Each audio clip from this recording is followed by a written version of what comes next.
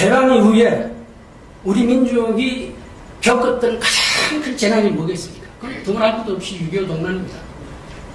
김일성이가 남침으로 해서 전 국토가 잿더미가 되고 200만 명이 넘는 인명이 실종 사망된 그런 엄청난 사건이 일어나는 것이 바로 6.25인데 그 6.25에 버금가는 그러한 국가적인 재난이 또 있었습니다. 학자들이나 언론인들이 그것을 IMF 외환위기라고 얘기합니다. 1997년도에 외국에서 꼬은 돈을 갚지 못해가지고 국가가 부도날 위기에 처했습니다. 그때 우리가 IMF의 구제자금을 받아가지고 외환위기를 극복을 했습니다만은 한국은 우리 기업을 생각해보면은 기업이 망할 때가 되면은 기업주가 제일 첫 번째 은행에 가서 돈을 꾸는 거 아니겠습니까? 은행에 가서 돈을 꾸죠. 은행이 돈 빌려주겠습니까? 빌려준다면은 가혹한 조건을 겁니다. 금리를 높이고 당신이 가지고 있는 모든 재산을 다 갖다가 담보로 내라. 그리고 당신 회사 인원을 줄여라. 긴축해라. 뭐 이런 조건을 내걸 거 아니겠습니까? 그거 국가도 마찬가지입니다. IMF가 우리 대한민국에 걸었던 여러 가지 조건은 가혹할 정도입니다. 금리를 대폭 올려라. 금리를 대폭 올렸습니다. 돈 못 쓰는 거죠. 환율을 인상해라. 외국에서 들어왔던 돈이 그나마 환율이 인상되면 그 돈 보고 또 들어오는 투자 자금들이 있을 수 있겠죠. 그러면서 공기업 다 매각해라. 정부는 기축해라. 이거 완전히 쑥대밭이 되는 겁니다. 그런데 말레이시아는 우리하고 반대 방향을 갔습니다. 기업의 은행으로부터 기업에 돈을 꽂는 방식을 택한 것이 아니고 자기의 재산을 다 팔아서 기업에다 바치는 그런 형식으로 취했습니다. 말레이시아는 IMF 지원을 거절했습니다. 우리가 우리 힘으로 해내겠다. 그리고 글로벌 경제 체제에 맞지도 않는 고정환율을 그대로 유지하고 환율 변동이 안 됩니다. 금리는 대폭으로 인하여가지고 기업에 돈 갖다 써라. 수출해라. 직장의 사람들 고용해라. 외국 자본의 유출을 전면 통제했습니다. 못 나가게 했습니다. 이게 우리보다 경제 규모가 작은 말레이시아니까 가능했겠죠. 이 일을 주도했던 사람이 누구냐면은 마하티르 모하마드라고 하는 말레이시아 수상입니다. 그분은 1925년생인데 원래는 외과 의사입니다. 이분이 1964년에 하원 의원이 되고 1981년에 수상이 돼가지고 22년간 말레이시아를 통치했습니다. 22년간. 이광현 수상은 30년간을 통치했습니다. 거기에 비하면 박정희 대통령 18년은 그게 장기 집권이 아닙니다. 이 사람들이 내세운 가치는 뭐냐면 아시아적 가치를 주장한 사람입니다. 아시아적 가치. 그게 뭐냐면은 유교적 가치관에서 그것을 만들어낸 이론인데 서구라파는 물질주의지만은 아시아는 정신주의다. 당신들은 개인주의지만은 아시아는 가족중심주의다. 부모를 공경하고 단체에다가 희생하고 어른을 공경하고 군인을 존중하고 때에 따라서는 나라를 위해서 희생하는 이것이 아시아적 가치인데 우리는 이걸 가지고 해보겠다. 그런 식으로 끌고 나갔던 사람인데 이분이 1950년대 6.25 동란 직후에 한국에 왔습니다. 그때는 국회의원이 아니고 외과 의사 신분으로 무슨 목적으로 왔는지는 밝혀지지 않았습니다만 이분이 동경에서 한국으로는 비행기를 갈아타고 비행기를 타고 오는데 동해를 건너서 오자마자 한국이라고 하는 나라가 산에 나무 하나 없이 파란 민둥산이 나무 하나 없는 나라입니다. 이 사람이 사는 나라는 항상 숲이 우거진 상하이 나라니까요. 전 국토가 폐허가 되는 겁니다. 이 마하티르가 뭐라고 생각했는가 하면 이 극동에도 사막 국가가 있구나. 나는 아프리카는 사막 국가가 있는 줄 알았는데 극동에도 코리아라고 하는 사막 국가가 있구나. 이렇게 생각했다는 겁니다. 이분이 서울에 와서 서울의 모습을 보니까 거리에 넘치는 실업자, 고아, 전쟁 고아, 미망인, 상위군경 참으로 눈뜨고 볼 수 없을 정도로 한국의 상황은 참혹했습니다. 왜 이 사람들은 동족 간에 피를 흘리고 왜 서로 죽고 하는 그런 동족 상련을 벌이느냐? 왜 그러느냐? 물론 공산주의 침략했다는 걸 알고는 있었지만 이 사람이 그렇게 한국에 관심이 있었겠습니까? 마하티르가 가지고 있는 생각은 코리아는 신이 버린 나라다. 신의 저주를 받은 나라가 코리아구나. 이렇게 생각을 하고 돌아갔다는 겁니다. 당시에 한국 상황은 마하티르와 본과 똑같습니다.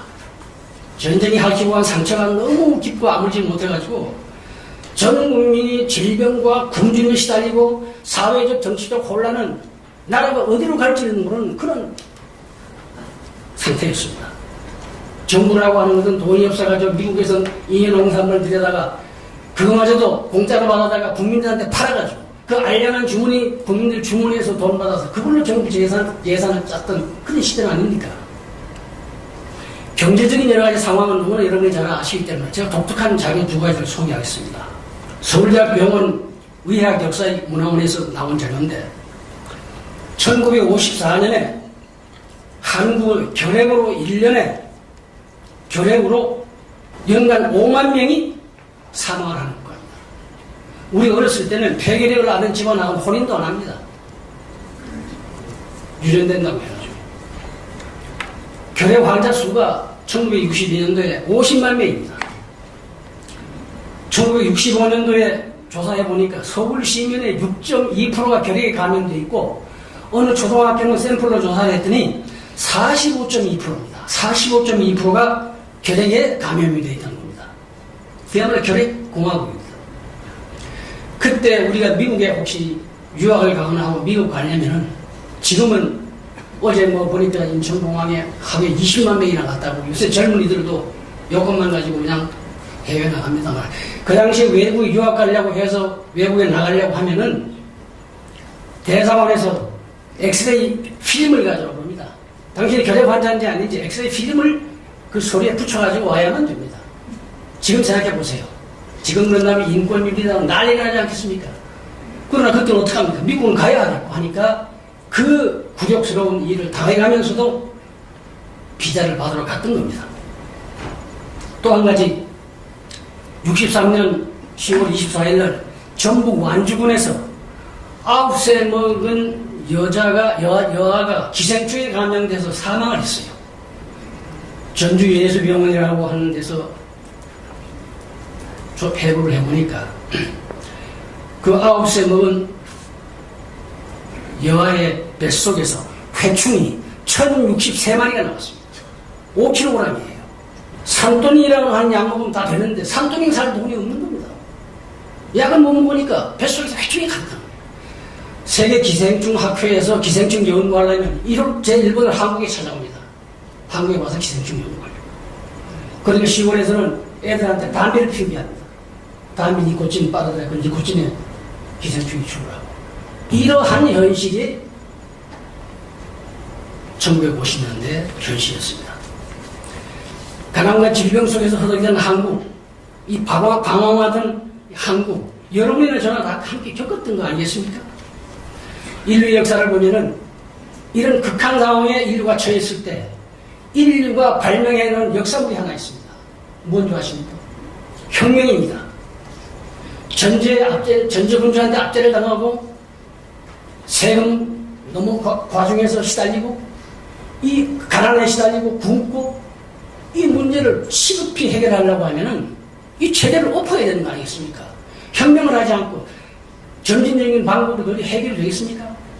그래서 이 인류가 발명해낸 역사물이 혁명입니다. 2차 대전 이후에 모든 신생 국가들이 제국주의로부터 독립하자마자 민주주의 한다고 난리를 쳤습니다. 그러나 아무런 자원도 없고 민주주의에 대한 훈련도 안 되는 국민들 가지고 민주주의가 되겠습니까? 결국 힘을 가진 군부가 들고 일어나가지고 쿠데타를 일으키는 것이 한두 나라가 아닙니다. 2차 대전 이후에 신생국 성한 나라가 하나도 없습니다. 대한민국도 예외가 아닙니다. 1961년 5월 16일 드디어 박정희 장군을 중심으로 군인들이 들고 일어났습니다. 나라를 구해야 되겠다. 저는 이것을 역사의 필연으로 봅니다. 5.16이 혁명이냐 쿠데타냐 말들이 많습니다만 혁명이면 어떻고 쿠데타는 어떻습니까? 혁명은 좋은 것이고 쿠데타는 무조건 나쁜 것입니까? 그렇지 않습니다. 러시아의 로마노프 왕조가 망할 무렵에 농민들이 반란을 일으키려고 할 그 무렵에 레닌이 중심이 돼가지고 볼셰비키 혁명을 일으킨 것이 1917년입니다. 그 사람들은 살기 좋은 나라, 농민이 잘 사는 나라를 만들겠다고, 이상 국가를 만들겠다고 했지만은 스탈린 정권을 거치면서 수천만이 학살당하는 아주 질 나쁜 공산국가가 되고 말았습니다. 혁명이 좋은 혁명이 아니라 나쁜 혁명이 되고 말았죠. 그러나 1차 대전 때 영국으로부터 전쟁을 하면서 터키를 살려내고 터키를 개혁하고 했던 케말 파샤의 쿠데타, 그것은 지금 혁명으로 인정받고 있지 않습니까? 터키 사람들은 케말 파샤 장군을 아타투르크, 터키의 국보라고 부릅니다. 에집트의 나세르 혁명을 쿠데타를 했지만 지금 에집트 사람들은 그걸 혁명이라고 부릅니다. 일반 국민들한테 물어보십시오. 5.16이 혁명이냐 쿠데타냐? 관심 없습니다. 왜 관심 없느냐? 우리하고 얘기가 다르니까요. 우리 얘기가 아니니까요. 그러나 우리 가난한 인민족을 살린 위대한 지도자가 누구였으며 어느 시대에 누구에 의해서 대한민국이 이렇게 됐느냐 하는 걸 물어보면 국민의 8월 이상은 박정희라고 시대에 박정희라고 하는 사람 때문에 어느 날 이렇게 됐다. 이렇게 답합니다.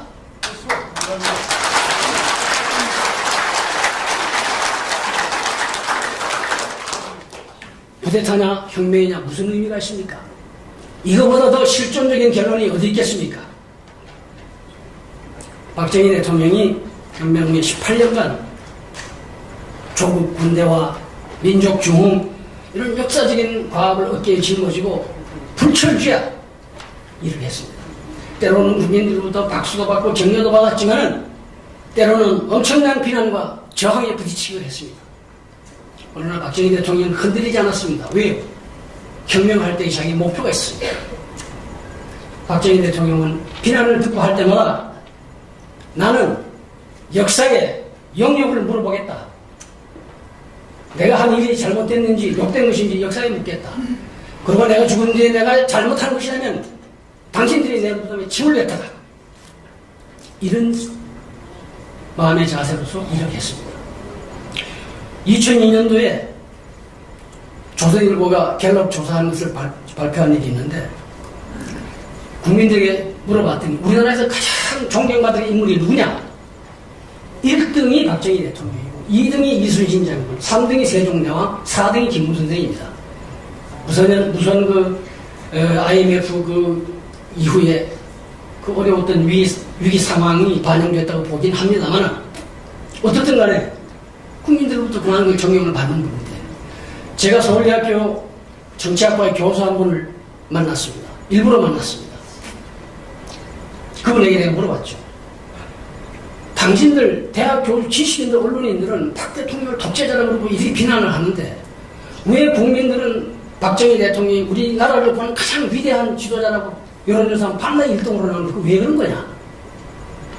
우리 국민들이 무지 목매해서 그러냐? 아니면 당신들이 위선자이고 당신들이 비굴해서 그걸 말 못하는 거냐? 왜 학자들은 왜 말 못하느냐? 다음 대답해보라. 그 서울대 교수가 저한테 얘기를 합니다. 솔직히 말씀드리면은 학자들이 비굴하고 위선적인 데가 있습니다. 그렇게 말을 합니다. 제가 박정희 대통령을 처음 만난 것은 1961년도 7월입니다. 최고의 의장 때지요. 제가 살던 곳에 수해가 났습니다. 온 도시가 물바다가 되고 집이 다 떠내려고 농토가 떠내려고 박정희 최고의 의장께서 수해지구 현장視察차 오셨어요. 그때 수해지구에 수해민들이 수용되어 있던 국민학교로 차를 타고 가시는 박 대통령의 모습을 제가 길가에서 봤습니다. 눈이 마주쳤어요. 눈빛이 혁명했던 기억이 납니다. 눈빛이 대단한 장군이구나. 그런데 그 당시에 우리 수해가 났다 보면 여러분이 아다시피 정부에서 밀가루 한 포대 갖다 주고 모포 갖다 주면 그게 하는 일이 다입니다. 다 늘 그래 왔으니까요. 근데 박정희 최고의 의장이 수해 현장에서 지시한 건 그게 아닙니다. 이 시내를 가까이 강이 흐르고 있는데 저 강을 그대로 두면 또 수행이 날 것이다. 강을 옮겨라. 강을 옮기는 겁니다. 상상해 보십시오. 그래서 군 공병장비를 동원해서 산허리를 잘라내서 그 강 줄기를 시내에서부터 한 3km 정도 밖으로 돌렸습니다. 아니, 당면을 목포나 밀가루 주는 정부가 산을 허리를 잘라서 강을 바꾼다? 이거 상상할 수 있겠습니까? 그 당시 저는 군에 가려고 그때 가서 시골에서 대기하고 영장을 기다리고 있었는데 너무나 충격을 받았다. 이 한 젊은이의 가슴 속에 박정희라고 하는 인물이 아주 강하게 각인된 계기가 바로 그것이었습니다. 아, 산을 잘라서 강을 옮기는구나. 엄청난 일 아니겠습니까? 여담입니다만은 제가 그 다음에 이제 군에 갔다가 제대해서 와보니까 그 강을 옮긴 그 자리에 아주 아름다운 주택이 들어서 건물이 들어서 상년 벽해가 된 것이 아니라 벽해가 상년이 돼 있었어요. 제가 군에 입대했을 때 여러분 61년도에 군에 입대했는데 월급이 1,000원입니다. 1,000원. 그런데 62년도에 화폐 개혁을 하더니 100원이 됐어요. 지금도 100원입니다. 제가 받은 월급이. 근데 지금 여러분 육군병장 봉급이 얼마인 줄 아십니까? 30만 원. 3,100원 올라요. 3,100원 올랐어요. 이런 것도 그냥 지나가는 얘기로 할 수는 없는 겁니다. 제가 그 후에 서울구 남산에 유경수 여사님이 설립하던 어린이회관에 제가 기획실장으로 가서 근무를 하게 됐는데 10월달 어느 날 그 남산 야외음악당에서 대통령이 참석한 보이스카우트 그 전진대회가 있었습니다. 그런데 전진대회를 마치시던 대통령 네 분이 수행했던 국무위원들을 다 현장에 불러오신 겁니다. 그래서 제가 그때 현장에서 일을 하고 있었는데 그 전에 대통령을 제가 한 2번 뵙기는 했지만은 대통령께서 이리 오시더니 나를 보더니 손을 딱 잡는 거예요. 손을 딱 잡더니 이 손을 놓지 않는 겁니다. 그러면서 남산 그 공사 현장 앞을 한 바퀴 쭉 도시면서 저하고 얘기를 하시는데 수행했던 뭐 카메라맨들이 저게 누군가 싶어가지고 젊은이 하늘을 대통령이 이제 손을 잡고 하니까 이상하니까 뭐 사진을 찍고 뭐 국무위원들은 이렇게 저를 쳐다보고 난리가 났어요. 그때 대통령께서 남산에서 이 서울 시내를 이렇게 내려다보시더니 저는 그때만 해도 서울 시내가 아름답고 굉장히 큰 도시라고 생각했거든요. 전 시골 사람이니까. 대통령께서 뭐라 그러시면 아니 이성계가 왜 여기다 투입을 했을까 이러신단 말입니다. 그때 그분 생각에는 벌써 서울이 좁고 이제 안 되겠다는 생각이 들었던 것 같아요. 참 그래서 제가 야, 이 최고는 작은 분인데 보통 통이 큰 분이 아니구나 하는 그런 생각을 했습니다.